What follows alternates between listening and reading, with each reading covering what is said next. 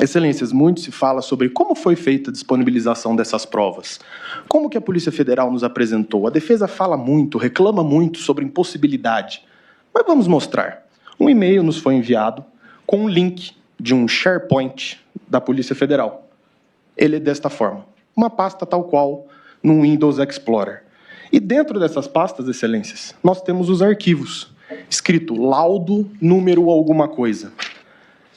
Mas, doutor, qual o tamanho desses arquivos? Não há problema, nós trazemos um exemplo. 128 GB de material compactado. Todo o material constante nesses SharePoints ultrapassa a marca de 20 terabytes compactados, excelências. Descompactado pode chegar à marca de 70, 80 terabytes. Como, no curto espaço de tempo que esta defesa técnica teve, é possível de se analisar. E nesta sustentação oral irá se provar a necessidade de ter acesso à prova, não aos IPJs.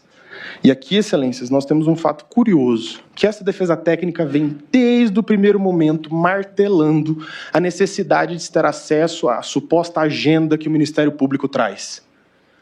Olha a pasta que me surge 2 dias antes do interrogatório. OP Tempus Veritatis. Curiosamente, não se sabe por quê, nem como, se aparece uma pasta com as digitalizações do que seria a Operação Tempus Veritatis. E aqui está a prova de que foi inserida no dia 8 de maio. Lembrando que o interrogatório foi dia 10. Curiosamente, ao se abrir esse link, nós temos ali uma pasta exclusiva ao General Heleno. Abrindo essa pasta, nós temos outros links, mas aqui já são PDFs. E vejam o nome dos arquivos, onde nós achamos a agenda. Olha o nome do arquivo onde está essa suposta agenda. Item 6EQ01AA75-2024. Como é possível localizar um arquivo desse, nessa montanha de documentos e nesse excesso de documentos com nomes que não se entende, não se sabe de onde vem? Com base nisso, essa defesa técnica na fase do 402 requereu nada mais que, desse modo, requer-se a Vossa Excelência, seja determinada a Polícia Federal que apresente material catalogado, ou minimamente com índice, que torne possível a análise desse material. Ressalta-se que a nomenclatura utilizada, ofício, e aqui eu coloco números aleatórios, pois não se sabe de onde vêm esses números, torna impossível sua análise, fazendo imprescindível a deferência da presente diligência. Não se pediu aqui mais acesso, haja visto que o acesso foi dado. Curiosamente, pastas iam surgindo após. Mas o que se queria saber é o que tem nisso aqui? O que quer dizer esse número? Quais são os ofícios? O ofício 12330 é o celular do general fulano. O ofício 12700 e tanto é o celular do Beltrano. Não se tem como saber. Então, o que foi pedido na fase do 402 foi minimamente uma explicação, um índice, um sumário que assim o seja, mas nos foi negado sob o pretexto de que seria meramente protelatório. O segundo ponto da minha fala é pela nulidade do sistema acusatório e ao direito ao silêncio.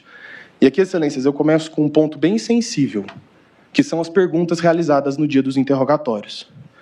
Vejamos, excelências, que aqui se trata das perguntas diretas. Nós não pegamos, por exemplo, quando o Ministério Público faz uma pergunta e o ministro relator se aproveita para fazer uma pergunta em cima, ou seja, que são perguntas originadas diretamente do ministro relator e diretamente do Ministério Público. Nós temos 302 perguntas do ministro relator contra 59 da Procuradoria-Geral da República. E aqui, excelências, muito se indaga, mas somente perguntar a mais não quer dizer que houve uma violação propriamente. O juiz também pode produzir provas. Mas aqui nós temos um fato curioso. Uma das testemunhas arroladas, o senhor Valdo Manuel de Oliveira Aires, foi indagado pelo ministro relator a respeito de uma publicação dele nas redes sociais que não consta dos autos. Ou seja, nós temos uma postura ativa do ministro relator de investigar testemunhas.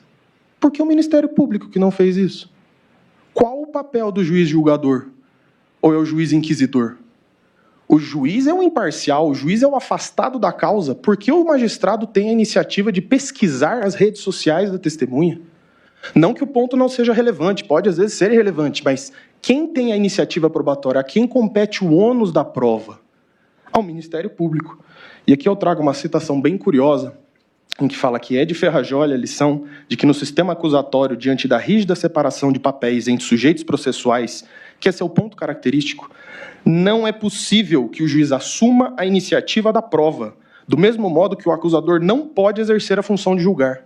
E aqui eu trago ainda uma outra lição do professor Auli Lopes Júnior, em que ele fala: é da essência do sistema acusatório a aglutinação de funções na mão do juiz. Não existe imparcialidade, pois uma mesma pessoa busca a prova e decide a partir da prova que ele mesmo produziu. E eu trago uma citação aqui do próprio ministro Luiz Fux, na ADI 6298, onde ele traz um curioso pensamento. A legítima vedação à substituição da atuação probatória do órgão acusador significa que o juiz não pode, em hipótese alguma, tornar-se protagonista do processo. E com essa reflexão, excelências, eu venho para o último ponto dessa questão, que é a violação do artigo 5º da Constituição, inciso 53. 43, desculpa. Em que diz o seguinte: o réu, quando do seu interrogatório, apontou o direito do uso parcial ao direito ao silêncio, no qual ele só iria responder às perguntas da sua defesa. Como vossas excelências sabem muito mais do que eu, a Constituição veda o uso do silêncio em prejuízo do réu. E eu indago a vossas excelências, qual a função da consignação das perguntas por parte do juiz instrutor? E aqui mais curioso, o Ministério Público não quis consignar perguntas. Quem quis consignar perguntas foi o juiz. Não houve nem iniciativa do parquê a consignação de perguntas, que seria até um pouco compreensível, ao meu ver. Então eu vos indago, quando se questiona, não vou consignar as perguntas, se o réu não responde alguma pergunta, não prevalece o indúbio pro réu? Então qual a função da consignação das perguntas, se não o constrangimento do interrogando? Ao se colocar as suas perguntas, se o interrogando não responde alguma pergunta, não estaria ele coagido a responder de certa forma?